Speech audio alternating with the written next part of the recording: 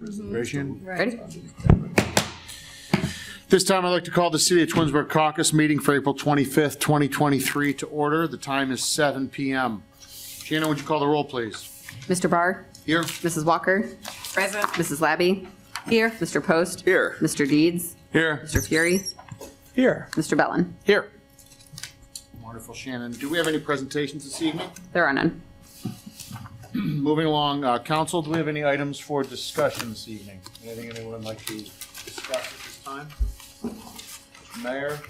Anything? No, sir. Nothing.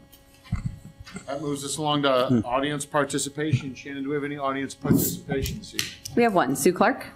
All right.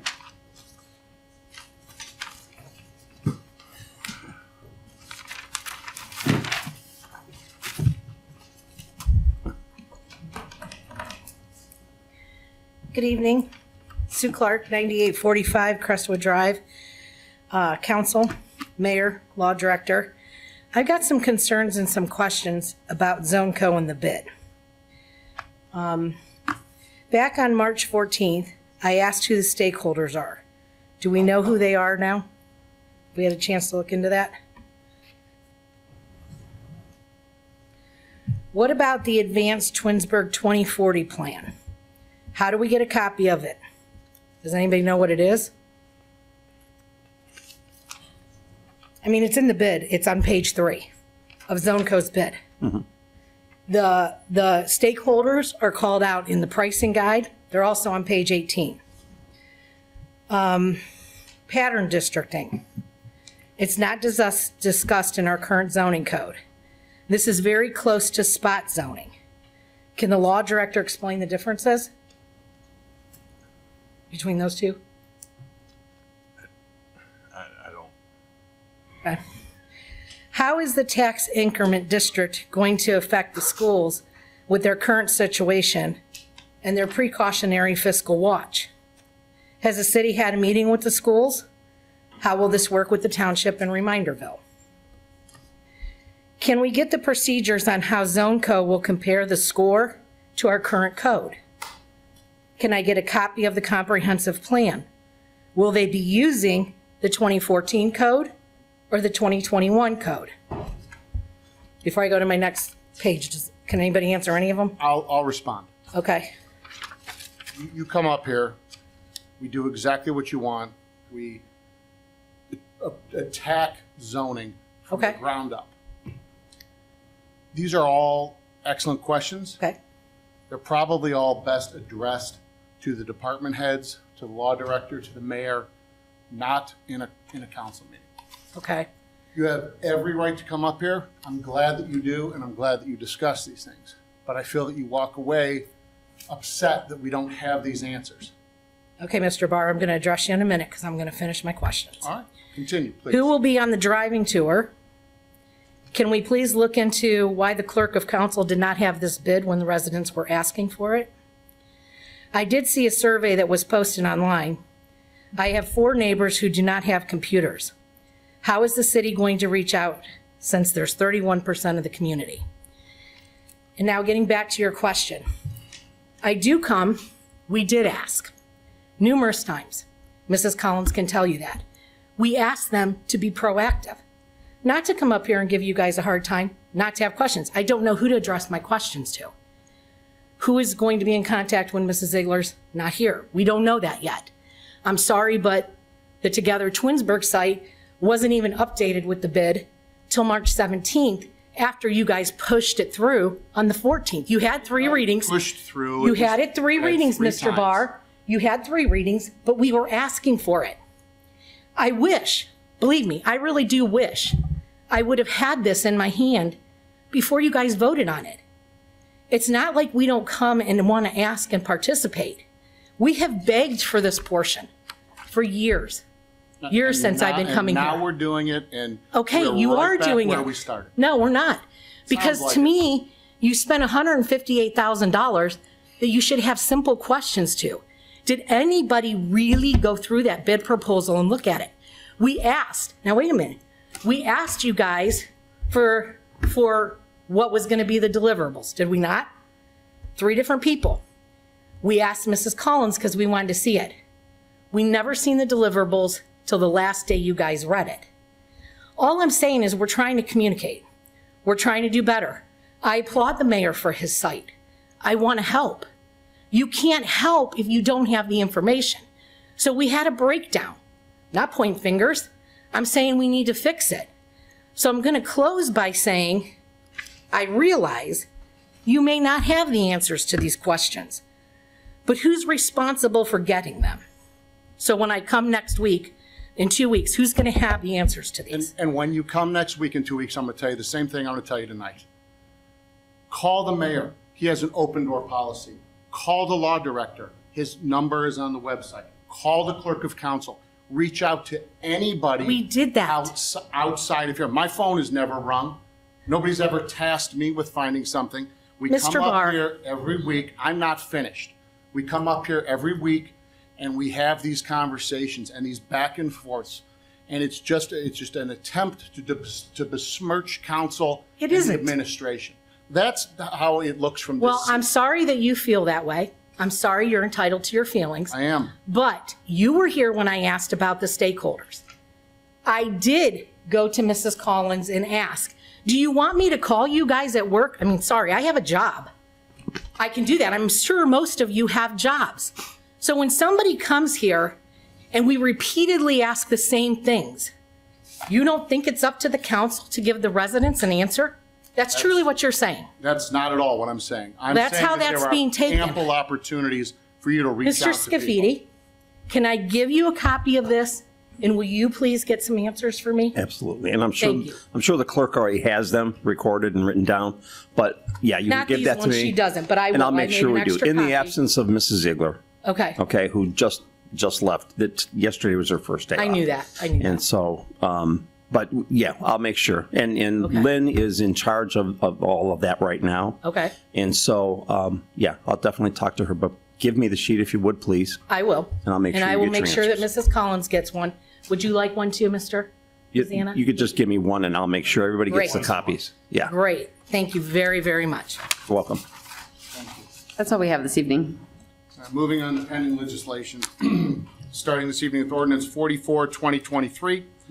This ordinance is to amend section 1174.05 and 1195.05 of the code regarding driveways.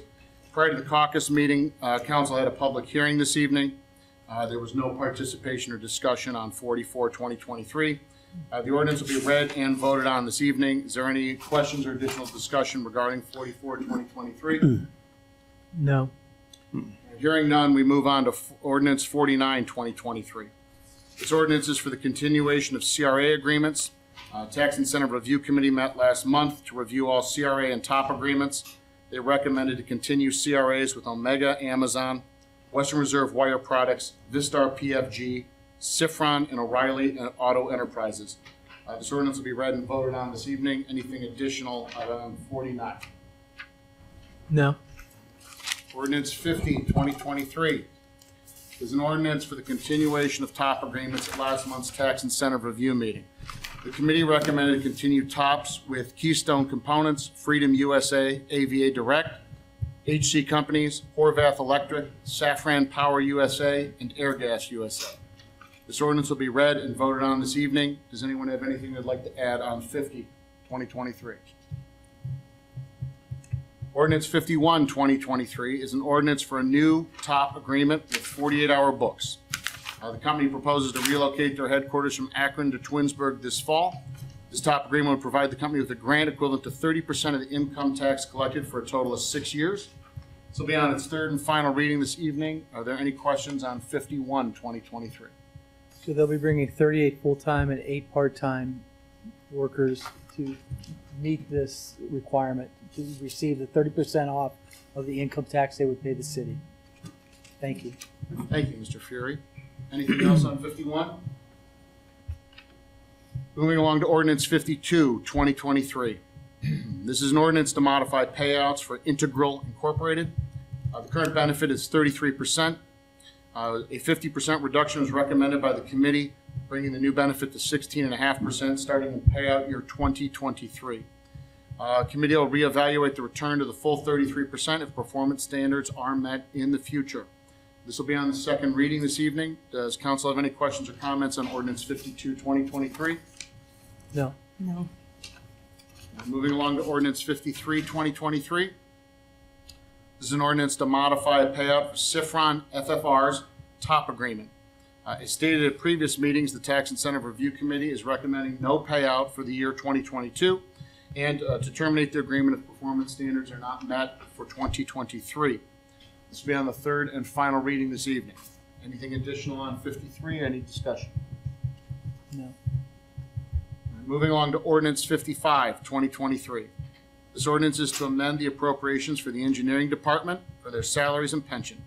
This increase was discussed during the budget process. However, the amount was not sufficient enough to allow for the hiring of a construction manager. With the addition of this position, the department is still below pre-COVID staffing levels. This will be on its second reading this evening with an emergency clause to allow hiring to start prior to the construction season. Does anyone have any questions, comments, or concerns on ordinance 55, 2023? The manpower with pre-COVID was, this would be 1.5 less people, so we'd be adding one person back. We'd still have less man hours available to us than we would pre-COVID. Thank you, Mr. Fury. Appreciate that. Ordinance 58, 2023 is an ordinance for the approval to participate in the ODOT annual road salt bid. Participation will be for the 2023-2024 winter season. This will be read a second time this evening with an emergency clause in order to meet the May 1st deadline. Pricing will be provided later this year after the bid process has been completed. Any questions? This is the famous cheap salt ordinance. I buy cheap salt. It's good life advice. Anything additional? All right. Ordinance 59, 2023. This is an ordinance to amend ordinance 48, 2022. This is regarding a mower purchase for the golf course. The original amount, up to $80,000, was approved last year by council. However, pricing this year came in at an additional $6,899.56, bringing the total to $86,899.56. This ordinance would authorize the new amount. It's being put on an emergency this evening to be able to get the mower purchased and delivered as soon as possible. Does anyone have any questions or comments on ordinance 59, 2023? No. Moving along to ordinance 60, 2023. This is an ordinance to permit the child daycare by conditional use permit in the C5 mixed residential business district as recommended by the Planning Commission. This will be read 3 times. The public hearing to be held on May 25th at 6:45 p.m. in council chambers. If passed by council, this will go to the ballot in November for the residents to vote on. Are there any questions on ordinance 60, 2023? I'd just like to talk about that a little bit. So it was a pretty long discussion at planning about this. There are 2 parcels in front of Grand Village on Route 82 where Grand Village wants to sell that to a daycare. They've been approached by multiple different businesses and whatnot, and they want to have something there that's going to be nice at their front door also. The idea of a daycare seems to flow perfectly for them. You know, there are daycares all around Twinsburg. They've done a lot of research and asking and inquiring with all the different daycares. Every daycare is at capacity, and every daycare has a 3 to 6 month waiting period. So it's not like there is not a need. Even though we have a bunch, there still is a need. The concern is that C5 is our downtown district. And specifically, if you look at the chart, we all got it. C5 has pretty much everything but daycare, and that was done intentionally. Let me find it here. Yeah, it was done intentionally. So, daycare is allowed in C1, C3, C4, I1, I2, I3, but not C5 because that's the downtown district. And it sort of went against what the goal was for downtown when they originally were thinking about what we want downtown to be. And so there's a lot of discussion as do we want a daycare right at the heart of downtown when we're talking about all this new downtown redevelopment? Is it what is wanted? So one of the thoughts was if downtown is to be a more potentially walkable, we're going to have mixed use, people potentially living there, it almost does seem to make sense that there is a daycare because, you know, people, if they're living down there now, have a daycare right there. I think one of the other concerns was this: if you open it up, you know, anybody can buy land, that has land, can put a daycare. And we were joking around. I don't think that C5 is going to become inundated with daycares necessarily, but they did all in the end support this.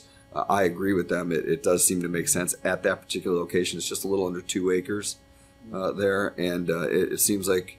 Gotta call this. What was that? Oh, so one of the things that they are making sure though is there is no access from 82.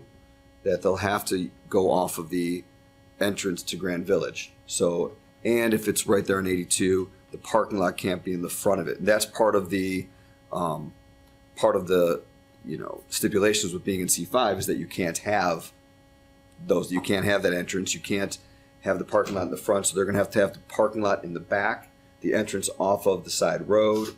And so it's going to be more aesthetically pleasing that way.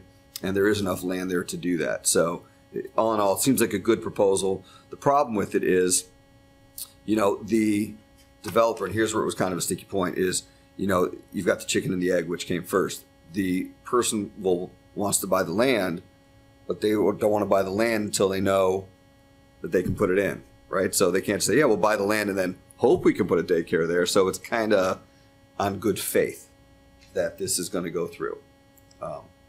But it's a very interested buyer. It's a big company, and it seems like a good plan. So I just wanted to let you guys know the back talk behind that. And it sounds good. Appreciate that, Mr. Post. Thank you for sharing. Absolutely.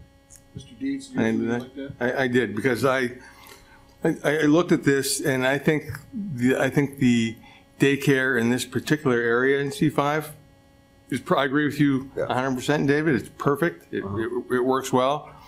That being said, I don't think all of the C5 land, for example, in front of Giant Eagle, you know, where Huntington Bank is and some of those other office uses, if someone wanted to put a daycare in there, that's also C5. I don't think that'd be a very safe area for children. You've got a busy parking lot on one side and a busy, you know, you've got Darrow Road on the other. So I was actually talking to Mr. Vazana a little bit about maybe we should put some stipulations in or some conditions with this, so that there's minimum setbacks or minimum yard sizes or something, so this is actually safe for children. I think it's a great use in that location, Right. but I don't think we should but we need to put some stipulations on it so it's safe. So that conversation came up where, you know, the safety of the children and this and that. There are a lot of rules that, again, this is just what I learned at the Planning Commission. There are a lot of rules that are in place if you want to build a daycare. And there have been companies that have come in and looked to put daycares in existing strip centers. And once they get into it, you know, you need enough exits, you need egress windows, you need this, you need that, you need enough room in the back away from cars for a parking, you know, for the playground area. Right. That's required. And as places come in that try to take an existing building like you're talking about and convert it into that, it's very difficult. And that's why most of these places are standalone buildings, because then you can build it the way it needs to be built. It's a lot of time and money to convert a building that's already existing into what's necessary. And that was part of the conversation where, you know, is anyone just going to come in and take any building and say, hey, let's put in a daycare? It's not so easy just to take a strip center and just turn it into a daycare, because there are a lot of restrictions already, to your point, where you don't want kids by traffic and you don't want, so. I think we're in agreement. I think we're saying Yeah. a lot of the same But things. that was Okay. part of the conversation. Yep. Exactly. And they don't feel like there's anything in Giant Eagle or anything like that that could be converted. And that's why the law they- director and I did speak, and we were talking about speaking with the city planner and making certain we get a couple conditions in there, just so we know that it's safe. Right. That's all. That's all good conversation, and I agree. But everybody is aware that still has to go on the ballot. Yes. Yeah, it would have to go on the ballot 100%. for the voters to approve. Right. Okay. But it would be good to bring business in, and all of our daycares are already at capacity. So Absolutely. Thank you both. that's it. Thank you. Anything additional on ordinance 60? Moving along to ordinance 61, 2023. This is an ordinance to approve the list of items to go to auction. This will be on its first reading this evening. Ordinance 62, 2023 is an ordinance to donate items to the Twinsburg Historical Society. This will also be on its first reading this evening. Ordinance 63, 2023 is an ordinance to donate items to First Congregational Church. This will be on its first reading this evening. Ordinance 64, 2023 is an ordinance to authorize the purchase of a T-mower for use by the golf course. This was part of the Omnia Cooperative Purchasing Agreement. Mower will be purchased from Baker Vehicle Systems for a total of $54,988. This item was approved by both Capital Improvement Board and Finance Committee and is included in this year's budget. We're asking for it to be on emergency this evening to allow for the purchase of the mower as soon as possible in the hopes of having it delivered this summer and being able to use it. Any questions on 64? No. Hearing none, we move on to Resolution 65, 2023. This is a resolution to acknowledge our quarterly acknowledgement that we've received and reviewed the financial statements for January through March 2023.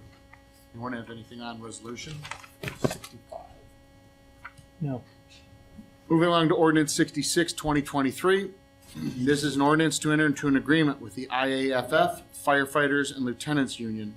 Mr. Vazana, do you have anything you'd like to add or share with us this evening about 66, 2023?